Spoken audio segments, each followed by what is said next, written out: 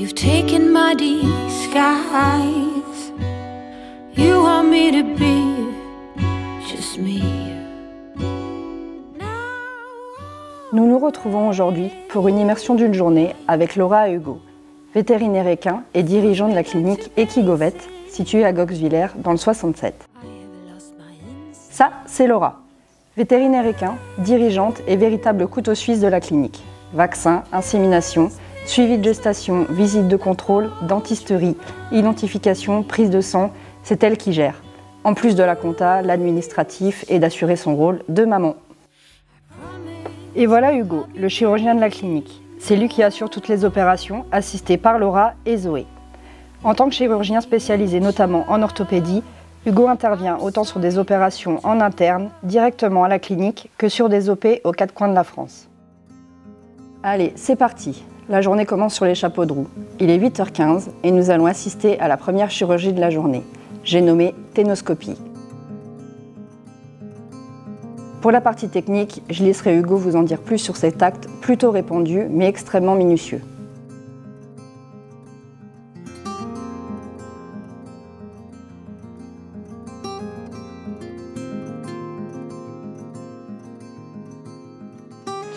Une porte, on va dire blindée en quelque sorte, pour qu'il soit sous contrôle lorsqu'il se couche. Puis ensuite on va l'intuber ici. Et puis lui mettre des élingues pour pouvoir le soulever par les pattes. Parce que la contention est assez lourde. Et puis on va le soulever par les pattes à l'aide du palan à côté.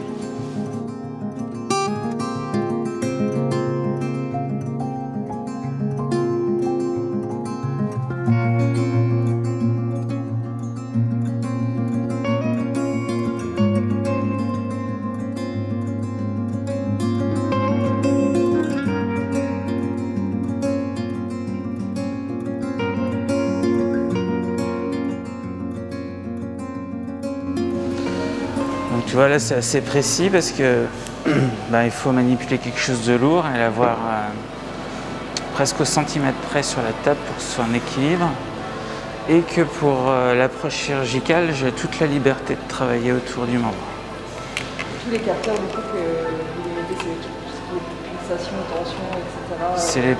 C'est pour monitorer les paramètres vitaux du cheval pendant l'anesthésie et comme ça on peut adapter les drogues. Et alors, il y en a un sur la langue. Ouais. Les autres, c'est des endroits stratégiques. Ouais, celui sur la langue, c'est pour mesurer la saturation en oxygène du sang. Après, je vais mettre un capteur de pression artérielle. On en a un qui mesure la quantité de CO2 que le cheval expire aussi.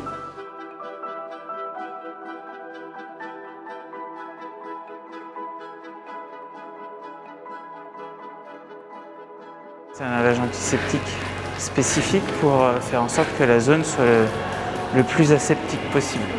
D'accord ?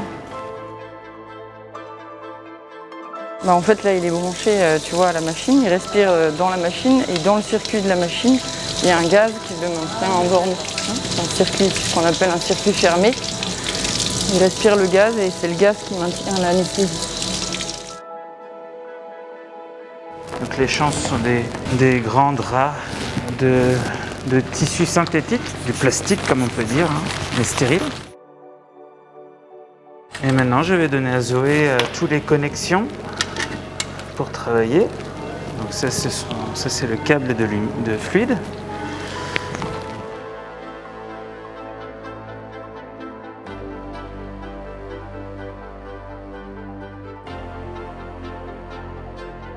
On a besoin de lumière pour pouvoir voir à l'intérieur. Que l'on met dans une poche plastique stérile.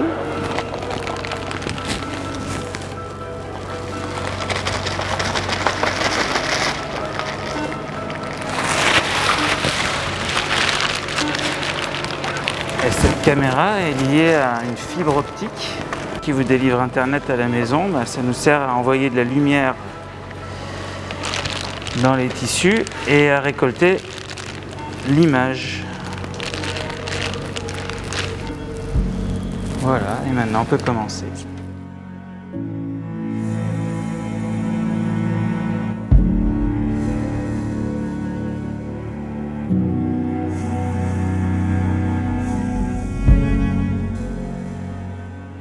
gaine digitale, c'est une poche de liquide. C'est une poche de liquide naturelle et on va distendre cette poche de liquide.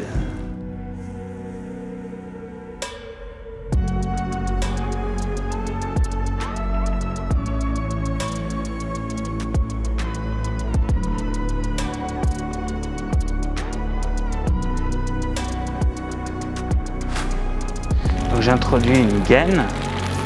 C'est un petit tuyau qui va me permettre d'introduire la caméra et de distendre en même temps avec des fluides. Et voilà, on est à l'intérieur de la gaine. Donc maintenant, ce que je vais faire, c'est faire une inspection complète de tous les tendons. Le tendon fléchisseur profond, c'est ici qu'on a repéré à l'échographie tout à l'heure une grosse lésion. C'est ici qu'on va passer le plus clair de notre temps à essayer de résoudre les problèmes. Le tendon n'est pas libre dans la gaine. Il est attaché à des sortes de harnais qui possèdent des vaisseaux sanguins pour le nourrir.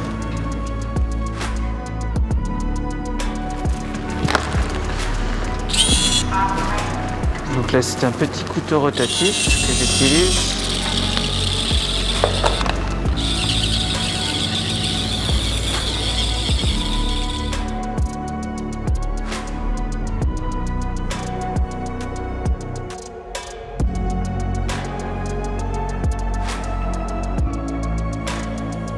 Voilà, quand on a fini, on ferme les 3 petites ouvertures qu'on a faites. Hein, c'est des petites ouvertures de 5 mm. Donc c'est vraiment peu invasif. Et puis on met un petit bandage stérile. J'enlève le bandage qu'on avait mis pour faire la chirurgie. Et on remplace pour un bandage pour après la chirurgie.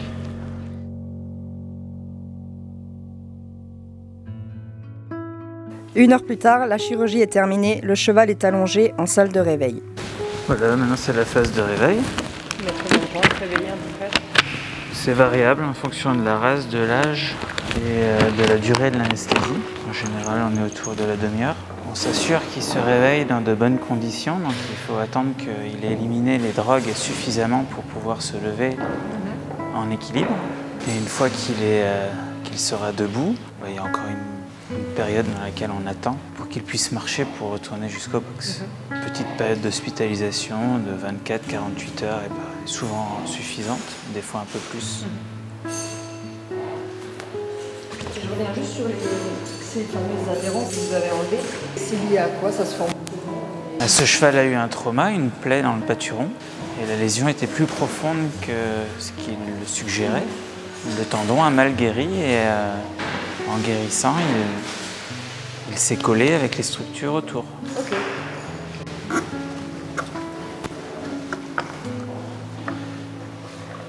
Voilà, le cheval a commencé à déglutir, à être suffisamment éveillé pour avoir un pharynx et larynx fonctionnel. Donc on enlève le tuyau. Laura, tu veux mettre une sonde nasale? Non, il n'y a pas besoin, il n'a pas du tout fait d'hypotension et c'est pas trop gonflé. Il a super bien respiré, donc... Donc là, on va faire un réveil, on va dire, libre. C'est la majorité des réveils chez le cheval. Donc il va se lever quand il le voudra. Il existe d'autres types de réveils. Le réveil assisté aux cordes. Donc on attache la tête et la queue à une corde et on essaye d'aider à stabiliser le cheval. Puis le réveil dans un hamac. Donc on peut suspendre le cheval et il est endormi debout et il se réveille debout. Et puis il y a des systèmes de réveil maintenant avec des coussins gonflables ou avec des piscines. Donc le cheval est dans une sorte de coussin gonflable qui maintient la tête hors de l'eau. Donc chaque méthode a des avantages et des inconvénients. Il n'y a aucune méthode qui est 100% sûre. Il faut vraiment peser le pour et le contre. Et pas toujours se dire on va prendre cette méthode-là, parce que c'est ce qu'il y a de mieux. Non, c'est pas toujours ce qu'il y a de mieux. Donc, il faut vraiment peser le pour et le contre. Est-ce que la condition du cheval justifie l'utilisation de moyens exubérants, quoi. Piscine, coussin gonflable, hamac. Plus d'une demi-heure plus tard, notre joli patient est enfin réveillé. Mais pour autant, la matinée est loin d'être terminée. Il est 11h30 et alors que Hugo et Zoé s'apprêtent à effectuer leur seconde chirurgie de la journée, nous embarquons avec Laura pour la première visite, direction Blodelsheim. Et bah du coup cet après-midi on est allé à Blodelsheim pour voir un cheval qui fait une crise d'asthme aiguë, qui est connu pour être asthmatique et qui là avec les chaleurs et la poussière était un petit peu moins bien que d'habitude. Donc on en a profité pour refaire le point sur la pathologie et réexpliquer à la propriétaire les choses qui étaient vraiment importantes dans les mesures environnementales pour pouvoir soulager le cheval, le maintenir stable après la mise en place du traitement par voie injectable et par voie orale. Première visite, check. Nous repartons quelques kilomètres plus loin pour effectuer cette fois-ci 2 échographies qui permettront de déterminer si les 2 juments inséminés artificiellement quelques semaines auparavant sont pleines ou non. Ensuite, on est allé faire des échographies de gestation suite à des inséminations qui ont été faites il y a une quinzaine de jours. Malheureusement, les juments étaient vides, donc on a rediscuté pour la suite des autres juments qu'elle compte mettre à la reproduction pour faire de la monte naturelle là, sur la fin de la saison. Malgré tout, l'optimisme de Laura et de sa cliente font plaisir à voir. L'aventure n'est pas terminée, suite au prochain épisode. Les visites s'enchaînent et ne se ressemblent pas. Il est presque 15h et nous rendons visite cette fois-ci à Gypsy et Marina pour effectuer leur rappel de vaccin annuel.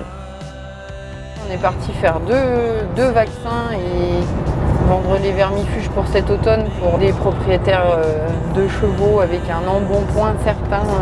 On a essayé de remettre un petit peu les points sur les i par rapport à l'alimentation en espérant que ça portera ses fruits. Faut pas que ça dégénère en fourbure à l'automne quand il va y avoir un petit peu plus d'herbe et que les juments vont être mises dehors. Comme quoi, les vaccins, ce n'est pas facile pour tout le monde. Allez, sur ce, nous reprenons la route. Au programme, lecture de puce et prise de sang pour confirmer l'identification de notre petit patient.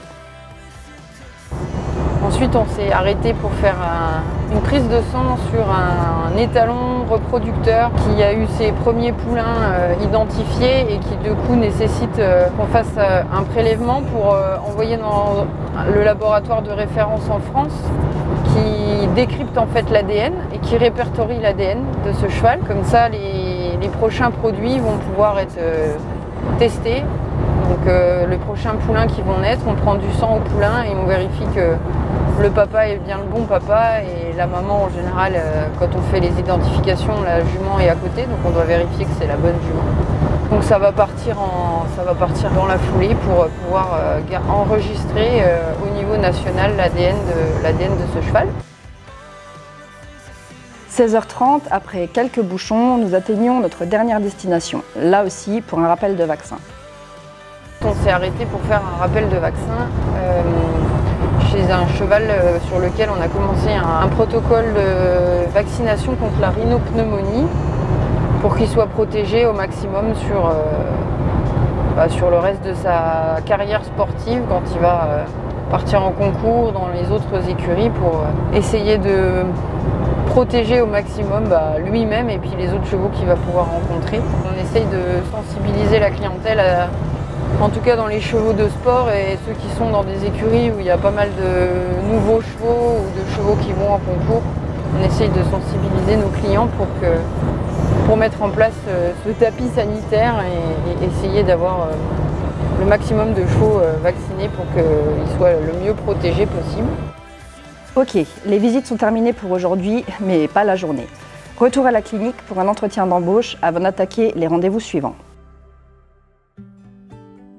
Branle-bas de combat à la clinique. Du côté de Hugo et Zoé, l'après-midi fut rythmé par des visites, mais également par la préparation de tout le matériel nécessaire puisqu'ils prendront la route ce soir direction Valence. Les 2 prochains jours seront rythmés par une dizaine d'interventions chirurgicales.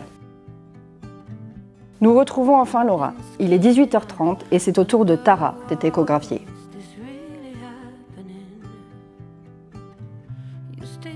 Journée riche en émotions du côté de Laura aujourd'hui.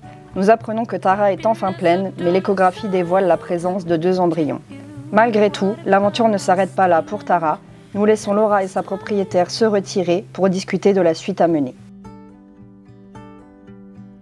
Il est un peu plus de 19 h lorsque nous quittons Laura et son dernier client venu chercher sa jument hospitalisée quelques jours plus tôt d'une tumeur à l'ovaire. La journée n'est pas encore finie pour elle et il faudra ensuite faire la tournée des chevaux hospitalisés, les nourrir, effectuer les soins post-opératoires et enfin quitter la clinique pour endosser son rôle de maman, puis répondre aux nombreux mails qui l'attendent. Passion, patience et détermination. Voilà ce qui rythme les journées de Laura, Hugo et leur équipe. Une journée aussi enrichissante que passionnante. Un grand merci à Laura et Hugo pour leur accueil et leur bienveillance tout au long de cette belle journée. Pour en savoir plus sur Equigovet, rendez-vous sur leur site internet. that